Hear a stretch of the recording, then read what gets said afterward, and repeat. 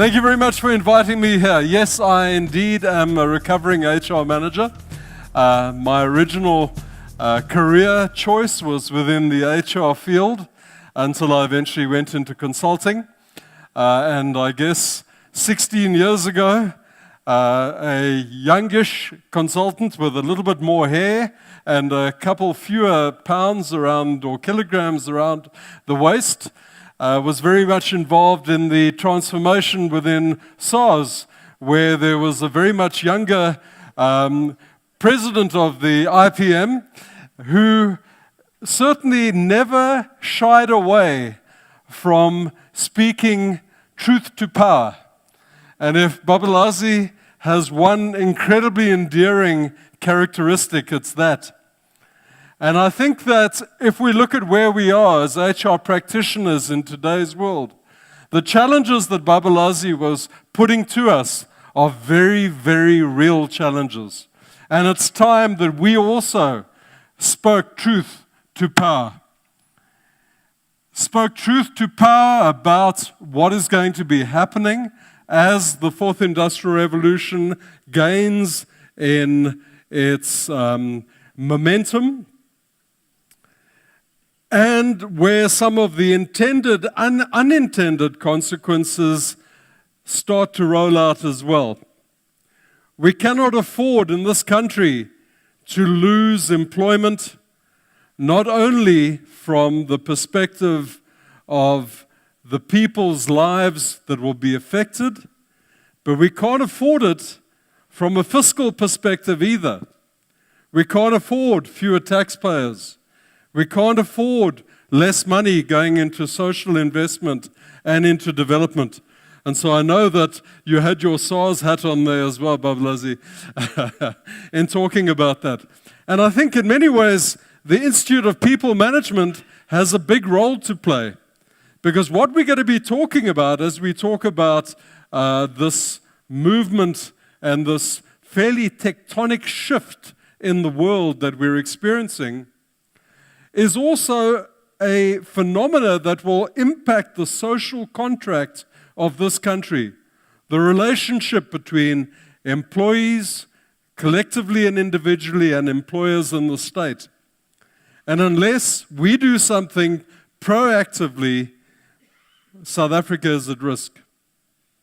And so I'm going to be quite provocative in my conversation at the beginning of this conference. I'm going to ask you as HR practitioners to be also fundamentally rethinking your role. I'm going to put to you that you are the organizational architects. You are the people who should be having your eyes on the horizon and presciently be seeing what is coming forward.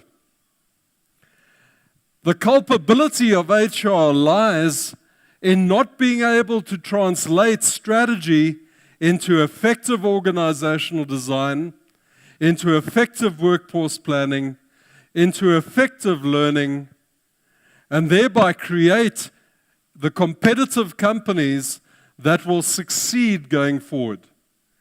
We are at the brink of a mass extinction of companies. A mass extinction based upon the failure to be able to adapt to a technology-rich and disrupted world. And so I'm going to ask you and speak, I'm going to speak about the concept of organizational architects and the concept of structural resilience. How do we build structural resilience in our organizations so that we don't need to go through the very traumatic reorganizations that ultimately create freeze and impact significantly on people's jobs? So I guess the one thing I'm going to have to do, because I don't seem to have the slides on the front here, is possibly come to the front so that I can actually see a little bit of what I'm talking about, if that's okay with you. So I'll probably walk around a little bit just to make sure that I'm going to the left and the right. So this concept of structural resilience is probably one of the most important features. Let me make sure I'm not giving you feedback here. Is that okay from a sound perspective? Yeah? All right, so this concept of structural resilience is probably one of the most important elements of adapting and working with the fourth industrial revolution as its waves start to crash to shore. So you'll see that the subsection of what I'm going to be talking about is really developing an adaptive organization to thrive and deliver in the future world of work. I think there's been a lot written about the fourth industrial revolution, a lot written about technology and artificial intelligence, or cognitive automation, as it's becoming more widely known. So what are the truths, what are the issues, and how do we deal with them in an effective way? So what am I going to talk about? Well, I'm going to talk about a little bit of the movement from pre-work to post-work. You know, they say we can't understand our future unless we understand our past. And so I think the history of organization design, the history of organizations, their purpose, how they're structured, is very instructive in helping us understand our way forward. So I'm going to talk about some of the perspectives on organizing and structuring work, some of the mega trends that are shaping the future of work and organizations, and how these two concepts then link. I'm going to talk a little bit about some of the scenarios for the future of work and some of the research that has been done.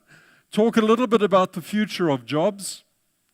In fact, the future of employment in many respects. I'm going to talk a little bit about delivering value forms beyond employment. What is some of the thinking around org design and structure? How is it changing? And what relevance does that have for us as HR practitioners? So there's no illusion anywhere, I think, in this room that we're living in a VUCA world, a volatile, uncertain, complex, and ambiguous world. And we can sit there and we can let things happen to us, or we can actually look to the future, understand what plausible futures might lie ahead, and make sure that we take a futures view of our world and of what we do and what we contribute to our world. So I think the first lesson that I think has dawned on me over the last while is that the whole world of futures and future studies is becoming so much more intertwined with the work of human resources. If you're going to be an effective HR practitioner, you've got to understand what's happening in the future so that what you do now and tomorrow helps to shape the destiny of your people rather than simply allowing the circumstances of our environment to impact without the shaping that could potentially happen and could make a significant difference. So the one characteristic of successful organizations in a time of volatility and uncertainty is the ability to become resilient. And Gary Hamel, one of the greatest strategists, I think, who has done a lot of work recently on management and the future of management, talks about strategic resilience, and he says it's not about responding to a one-time crisis. It's not about rebounding from a setback. It's about continuously anticipating and adjusting to deep secular trends that can permanently impair the earning power of a core business. It's about having the capacity to change before the case for change becomes desperately obvious. So what does that mean? Well, if we're not looking to the future, if we're not understanding those trends, if we're not interpreting those trends, then we're going blind into a new world, and we will never have the ability to build resilience. Every organization has that S-curve going up the success plateau, the wake-up calls, the chaos, the crisis, and then is forced to rebound. And often, as B was saying early on, that's where the crisis hits the tar. That's where the mass retrenchments and layoffs happen. Because we haven't adjusted, we haven't remained relevant to a changing world. We haven't remained competitively relevant. We haven't remained technologically relevant. I would argue that human resource management, I know this has been said for many, many years, is probably itself somewhere in the middle over here in the wake-up calls for its professional survival. How do we remain relevant within this technology disruptive world? And so this issue of being resilient comes to us at a country level, it comes to us at an organizational level, it comes to us at a professional level, and it comes to us at an individual level as well. The issue of robots, of cognitive automation and its impact upon jobs is right there, right now, and impacting, and is going to impact more and more.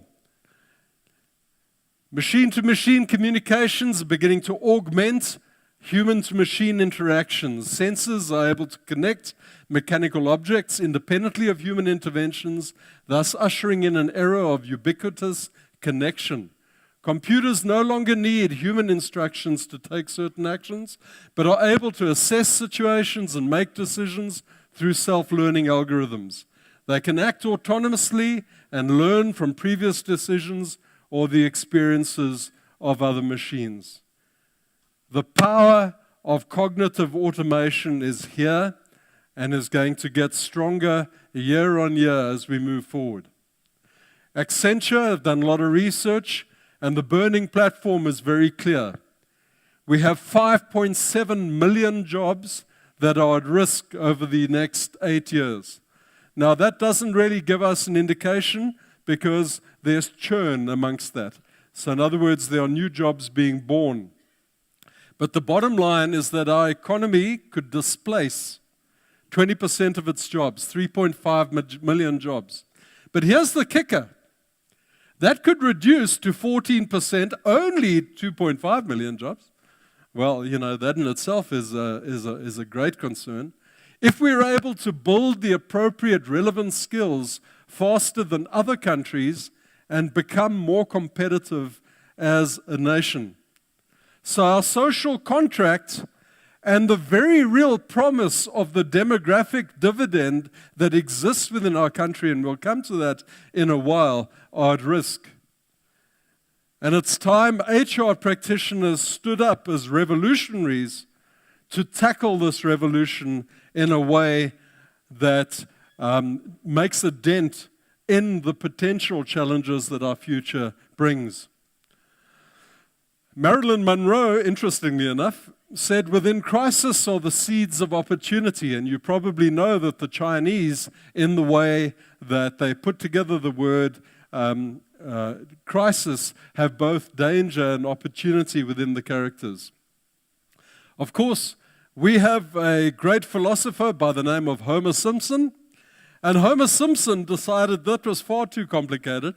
Look on the bright side, Dad. Did you know that the Chinese use the same word for crisis as they do for opportunity? Yes, crisis-tunity. You're right.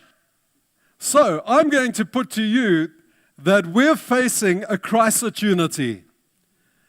We're facing that moment in time where we can embrace these issues and take the opportunity and run with the opportunity to, in fact, create a better country, a better society, and a better world. Peter Drucker, one of the little sayings from Peter Drucker that I love the most is, the purpose of an organization is to enable ordinary people to achieve extraordinary things. And so how do we do that? Well, the way we do it is we put a context around an organization. We put a design, we put a structure, we create a sense of motivation, commitment, connection, drive, and purpose. And as HR people, we are the architects of that happening. So within the context of this fourth industrial revolution is this challenge to still hold true to the ideal that as organizational architects, we still can pull levers to help our organizations create the envelope within which great work is done and within which ordinary people can achieve the extraordinary that lies out there. And so I think this is a little bit of history lesson in terms of the 4 industrial revolutions, because I think some of the thinking, some of the archetypes of the transitions between these revolutions still live with us today. So Industry 4.0 101 talks about the first industrial revolution in the late 18th century as being that around mechanization, water power, steam power, the second around mass production, the assembly line, and electricity, the third around computers and automation of work, and the fourth being around cyber-physical systems. Now, Klaus Schwab from the World Economic Forum is credited with having coined the phrase, the fourth industrial revolution. And he says the following: of the many diverse and fascinating challenges we face today, the most intense and important is to understand and shape the new technological revolution, which entails nothing less than a transformation of humankind. We're at the beginning of a revolution that is fundamentally changing the way we live, the work, and relate to one another. In its scale, scope, and complexity, what I consider to be the fourth industrial revolution is unlike anything humankind has experienced before. This is a Swiss man speaking. In Switzerland, they are known for cuckoo clocks and for chocolate and for complex, precise watches. They're not known for hyperbole and for making things an exaggeration, making things more than they really are. So understanding that journey between the different industrial revolutions is very important. And there's one important characteristic that is happening. So between the first and the second, around about 115 years. The second and the third, around about 60 years. And between the third and the fourth, roughly 30 to 40 years. What's the next revolution even beyond the fourth industrial revolution? Is it about a post-work world? Is it about understanding how we rethink the way society comes together to provide a livelihood and meaning for people? Is it about biological processes and the brain on a chip? Are we facing Ray Kurzweil's singularity, where our computers are more intelligent than us? If we go back to the first industrial revolution and the evolution from a craft society to a more mechanized society, the great philosophers and the debates were really around what does this mean for people at work. And so Adam Smith, the proponent of capitalism, and Karl Marx, all had very different views around the notion of people at work and the purpose and the challenges that it had for us societally. Gary Hamel again, the most significant invention post the Industrial Revolution was the invention of management. What was the problem it was trying to solve? It wasn't a problem of being adaptable, innovative, and an inspiring place to work. The problem was that people were trying to solve was, how do we take human beings into semi-programmable robots? Management was necessary to take farmhands, craftspeople, and housemaids to ensure that they show up on time, tend to that machine, and do the same thing over and over and over again. Now, the reason I'm putting that up and talking to it is that in many respects, the notion of management hasn't changed in 100 years. The notion of how we structure organizations hasn't fundamentally changed in 100 years. Should we not be rethinking the purpose of these envelopes for work that we're creating and go into them with a different mindset, a different view, and a much more systemic view? If you look at the second industrial revolution, really at the turn of the 20th century, mass production, the breaking down of labor into simple tasks, the production line, the assembly line, the connecting of electrical power into production, we had a philosophy that really spoke to the scientific nature of management. Being able to quantify, being able to command and control, administrative perspectives, authority, responsibility, discipline, unity of command, all of these and the military origins of structure influenced the way organizations were created and developed. By the time we got to the third industrial revolution in the 1970s, thinking had certainly moved on, and the systems perspective, the human relations theory around values and belief, and the centrality of people bringing emotion, bringing cognition, bringing themselves to work was starting to receive a lot more kind of currency. The idea that strategy needed to be an important driver of organization structure and thinking. Lawrence and Lorsch around differentiation and integration. A lot of this also was a result of a competitive threat coming from the East. So at the time in the 70s, and if we think back to those days, those of us who remember them, quality management, self-directed work teams, the big threat was from Japan. And we started to learn a lot more about how do we bring greater richness into our work lives. But the thinking was still very inwardly focused in our organizations. By the time we've come to the fourth industrial revolution, our notion of organizations and the theories and constructs around organizations have also grown. So we're in the era of the exponential organization that is open to new ideas, external innovation. We're talking flat structures around key relationships and customers. We're talking about driving people through massive transformative processes and purposes, leveraging competencies on demand, leveraging technology, embracing autonomy, self-organizing, multidisciplinary, agile teams, social technologies, and the power of connections. We're talking about holacracy, Zappos, the idea of, do we need managers anymore? Now, this is a lot of what we're seeing in the kind of emerging green shoots in organizations. But how many of us can honestly say that any of that reflects really what our organizations look like?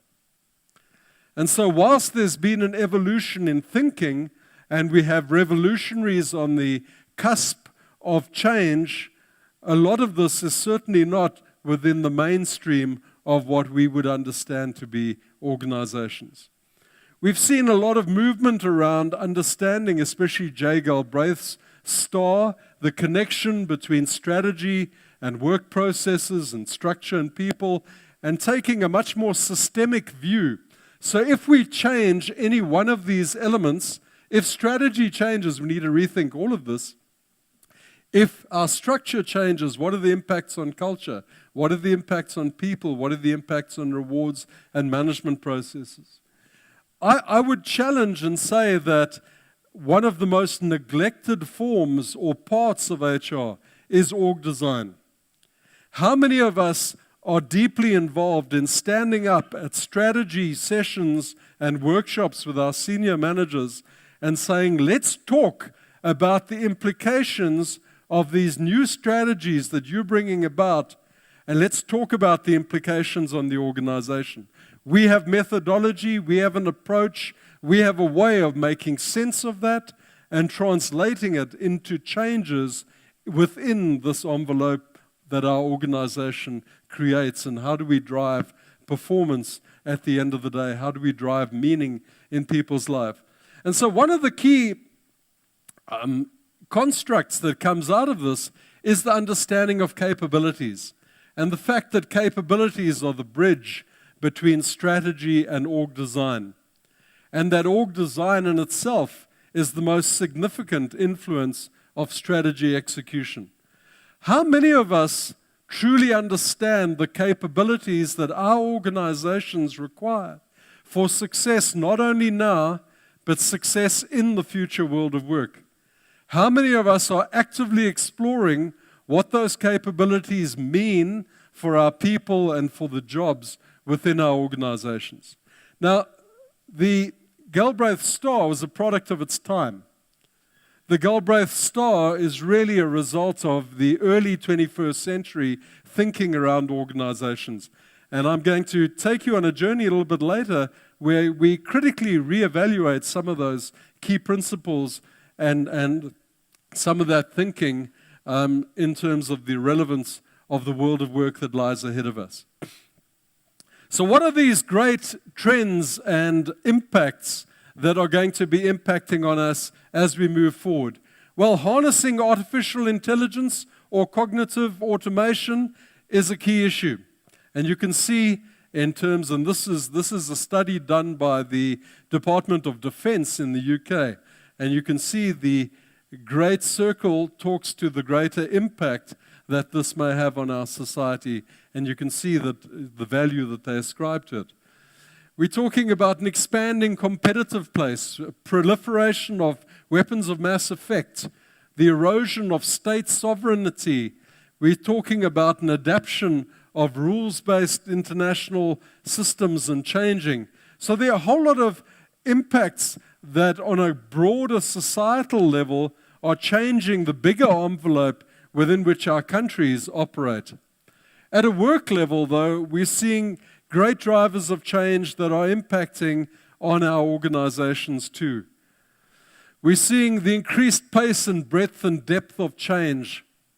We're seeing the accelerated adoption of disruptive technology, the accelerated use of intelligent cognitive robotics.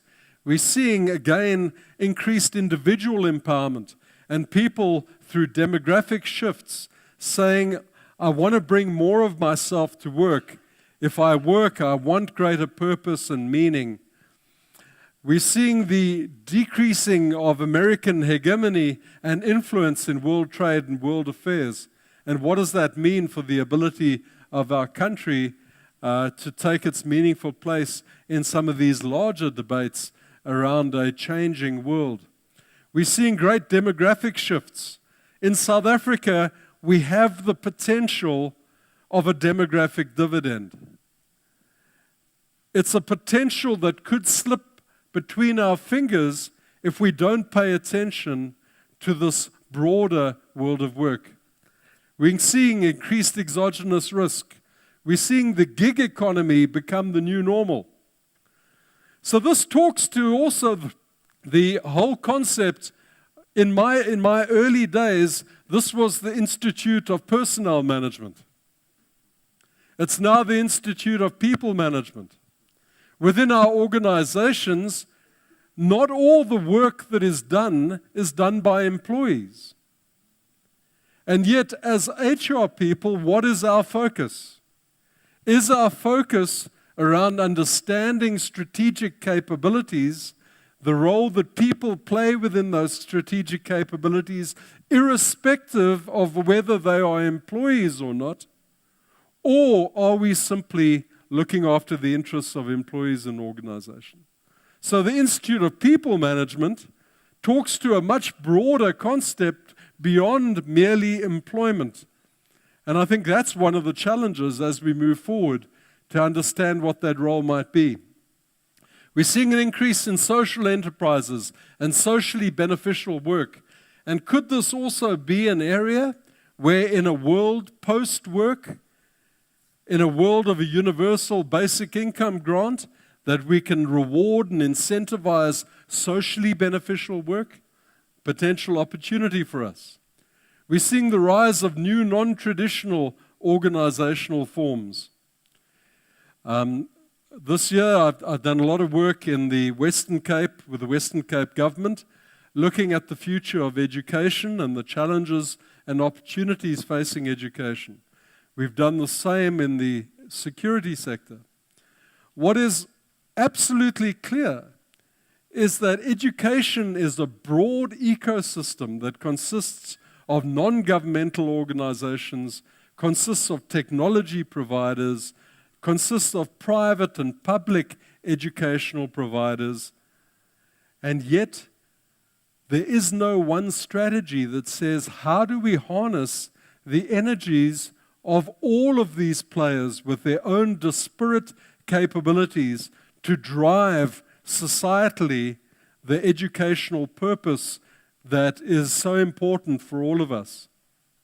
Why is it that our Department of Education at a provincial level and a national level simply focuses on the work that they do?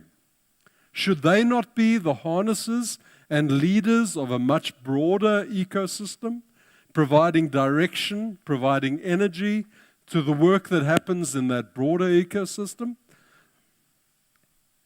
So rethinking our role at a strategic level, at a macro progress with our system. at a macro systems level is critically important.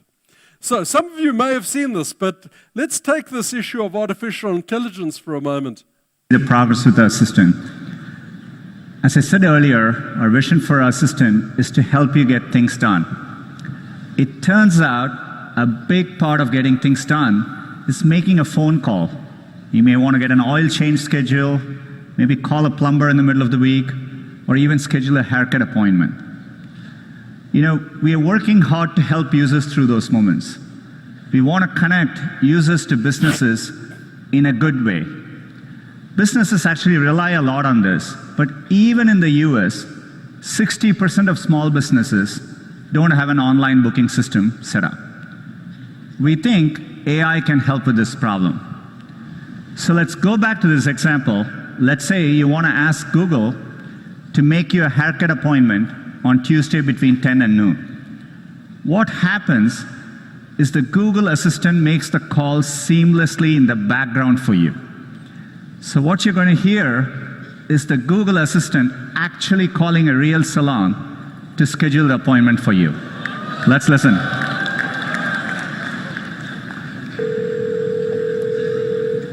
So how can I help you?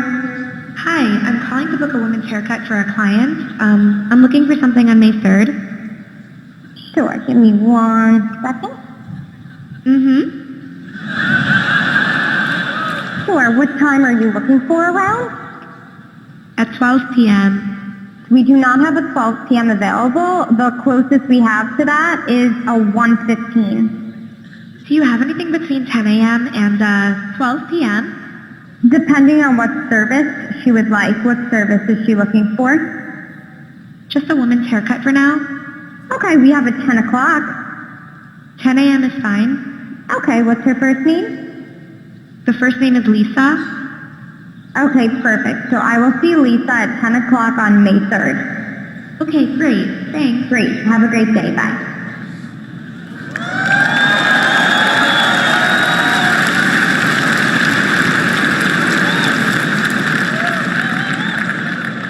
That was a real call you just heard. The amazing thing is the assistant can actually understand the nuances of conversation. We've been working on this technology for many years. It's called Google Duplex. It brings together all our investments over the years in natural language understanding, deep learning, text-to-speech. By the way, when we are done, the assistant can give you a confirmation notification saying your appointment has been taken care of. Let me give you another example. Let's say you want to call a restaurant, but maybe it's a small restaurant which is not easily available to book online. The call actually goes a bit differently than expected. So take a listen.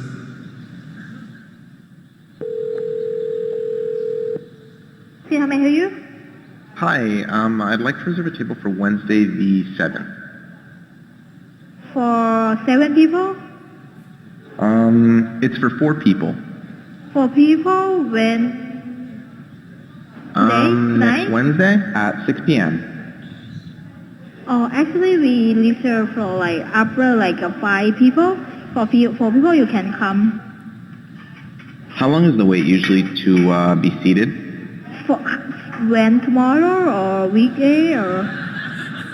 For next Wednesday, the 7th. Oh, no, it's not too busy. You can call for 4 people, okay? Oh, I gotcha. Thanks. Yep. Bye-bye. So sometimes you can see that the artificial intelligence is a lot more intelligent than the person on the other end of the phone, right? Okay, so we're progressing beyond simply the ability of artificial intelligence to learn, but artificial intelligence to sense the nuances in conversation, in emotions, and to be able to respond effectively. And that has a huge impact on us. So one of the biggest impacts that HR is going to be focusing on going forward is the impact of jobs. And there are a number of different impacts. It's not just about losing jobs. So some of the work that has been done by Lathan and Humbert, and I'd really recommend their work to you, is around how jobs are not only displaced, where the skills are deemed obsolete and the form of value delivery is altered absolutely irreversibly. All right, so it's not just about the displacement of jobs. It's not just about the disconnection of jobs where the skills remain the same, but the form of value is delivered in a slightly different way. So a college professor may use technology as a way of being able to deliver greater value, but the reality is the college professor is still going to be required for their innate knowledge.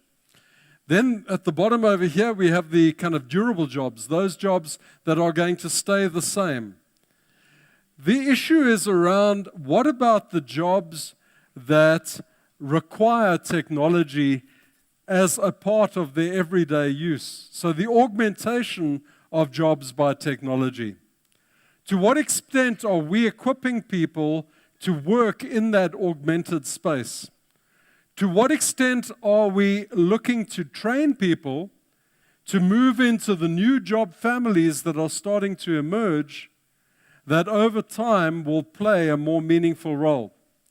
And so this is not so easy because we're talking about a lot of fairly well-skilled white-collar knowledge workers having to be retrained to do work in a technology space that is going to require greater degrees of understanding of mathematics, of programming, of being able to apply technology in a relevant way. So we're also at that space at the moment where the shift is coming from ICT as a function to applied technology as a broad-based capability across an organization. So unless we're as HR people are able to look to the future, look to our organization design 5-10 years hence from now, and be able to work back and say, this is what we believe. We believe these jobs are at threat. We believe that these jobs are going to require much more augmentation. We believe that these jobs are going to be new mission-critical job families. We've been working with Cape Nature, for example, in the Cape. For the first time, we've been debating job titles like Drone Squadron Commander. Okay, that's the person who actually manages the fleet of drones used throughout the organization. We've been debating about how do we give people the skills to be able to program drones, to be able to take the data of a seal population and be able to do predictive analytics around the health and welfare and to use of that population without having to physically count every seal. So what implications does that have if we are to use technology well? One of the challenges we face is much like all of us have software on our phones and on our computers where we only use 5%, we're also embracing technology to the extent that our people allow us to.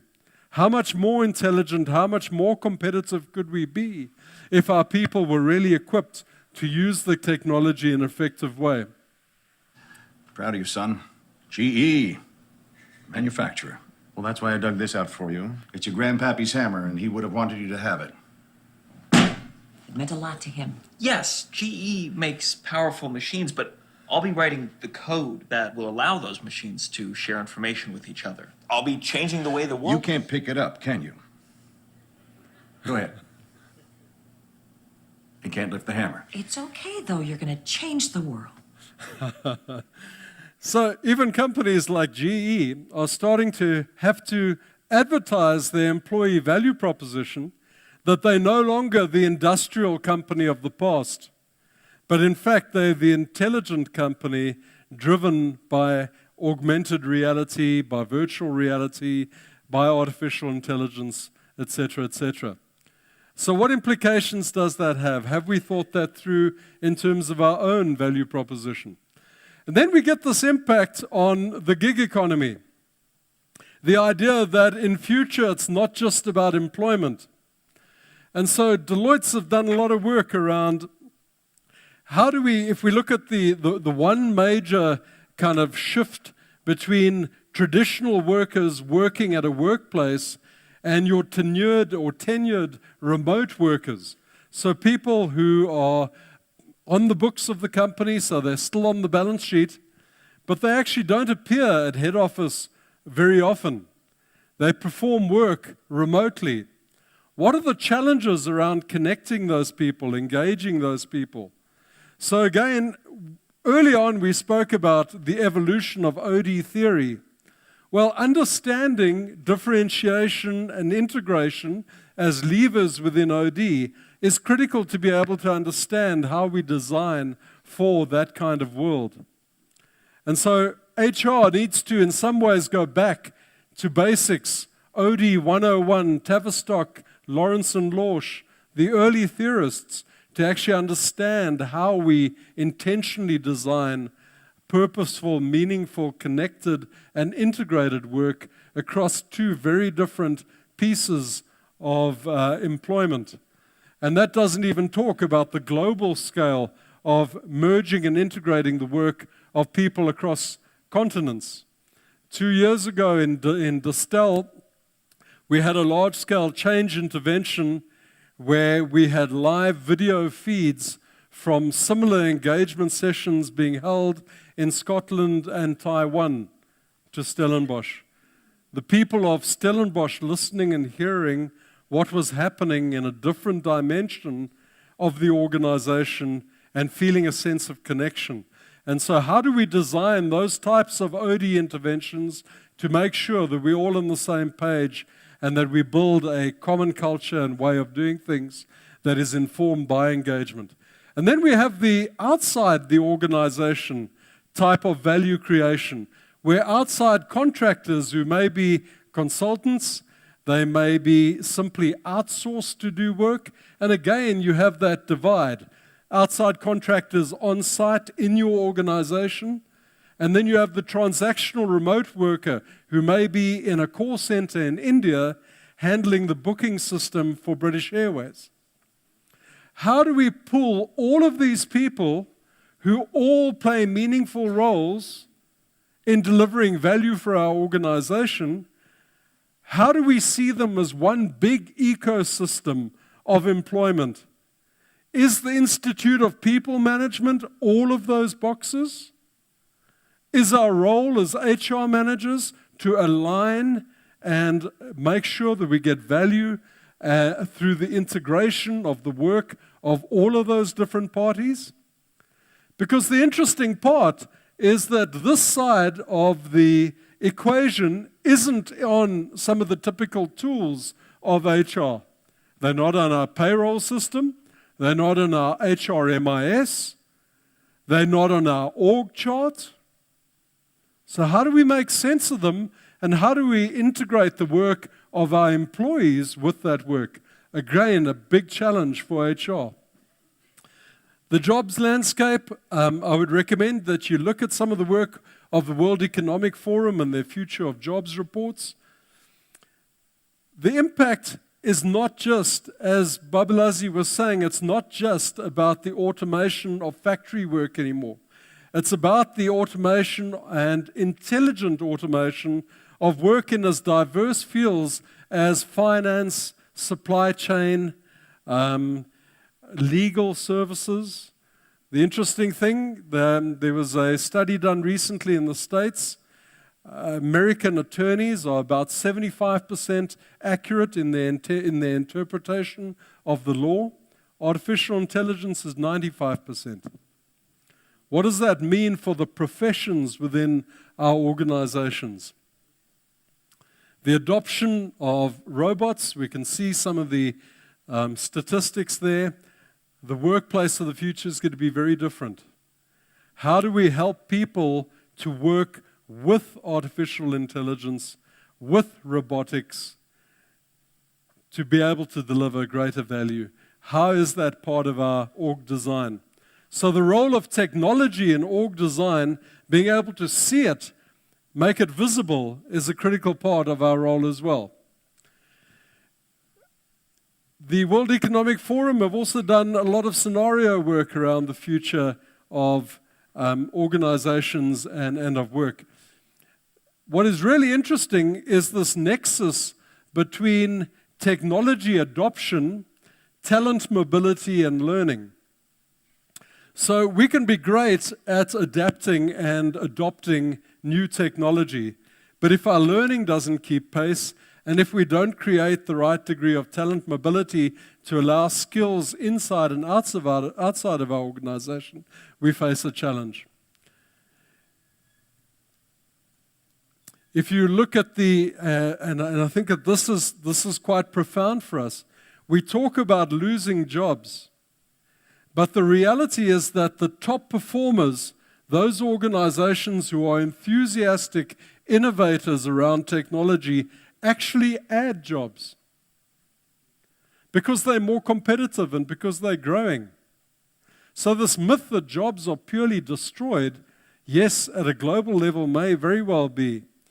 So if we get back to our role as HR managers, how deeply embedded are we in the conversation around innovation for artificial or for real intelligence in the work that is being done? How do we create competitive differentiation and success? And how does that impact on us as we go forward? So enthusiastic and careful innovators have certainly a greater potential to make change happen than any other form within the organization. The South African demographic dividend, again, part of our future and part of our promise. Look at that.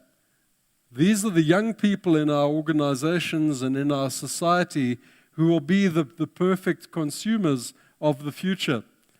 Other countries like Japan, Europe, and America have a much larger cohort over there. So the graying of their population, those are people who will be draining the fiscus for healthcare going forward. If we're able to create meaningful work, meaningful jobs, we have a lot of very young people who could assume those positions and who could contribute to a booming economy. That's part of the opportunity of our crisis-unity that we're facing. So this ability to reinvest, this ability to harness intelligence to make better decisions as we move forward is critical. So what are the crisis-unities that we have as HR? Well, the first one is our future relevance. What is our role across this new landscape? Then the second one is really around our futuring skills. How deeply are we hardwired into the future? Are we thinking about work in the same way as work is actually being performed in this new world of work? Are we consciously looking at new ways of being able to design work for competitive advantage, for connection, for value, for meaning, for purpose? And then there's this whole social side of the organization. If you go back to socio-technical organizational theory, well, we've been hanging out a lot on the technical side. We haven't been hanging out much on the social side. And yet the world is abuzz with social media and connection. Isn't it time we started hanging out on the informal side? If HR could stimulate informal social connections and drive informal engagement in an effective way, could that be a source of actually creating competitive advantage and differentiation? Is it people who deliver value or just employees? Is our mandate just around employees? And then do we truly understand this journey from strategy to execution and the role that capabilities, organization design plays in that process? And are we equipping our HR people to lead those key conversations? Then there's the relevance in terms of the work of HR. If you look at Dr. Sullivan's kind of 5 levels, the first 2 levels around functional services and around transactions are likely to be automated or are likely to shift to shared services as we go forward, which leaves us with the strategic solutions kind of role that HR has always wanted to play and espoused and articulated. And yet, do we really have the skills to play in that space? Can we stand head to head with a strategist and debate effective strategy, effective org design as an enabler of strategy execution? So what is our mandate, employees or people? Remember, our org chart doesn't show us all the people who deliver value to an organization. What is our role as organizational architects? Is org design a core capability in our HR family? Do we know how to differentiate to build the ambidextrous organization of the future? Because we haven't been doing so well about that up to now. We take people out of operations, we put them into projects to build the organization of the future, and what happens? We denude operations. We have short-term issues. Are there not better structural forms? How do we structure for a complex world where we're going to have to build our future in a very fast-paced way to maintain relevance whilst still being held to deliver on the here and now? We need to own HR's role as organizational architecture and build strong design capabilities and champion this concept of structural resilience, which we'll talk about now. What is the power of technology and AR to disrupt HR? Well, the hint is it gives us the ability to be strategic and relevant. We need to rethink our org charts. We need to go back to Lawrence and Lorsch to differentiation and integration. We need to understand our organizational technology roadmap and flight path and be challenging in the way we play a role in the conversation about it and about its relevancy and about its impact on people and about the investment that is going to be required to skill people up to deliver the real value within that technology roadmap. We need to consider new forms of structure that are emerging, like the L structure.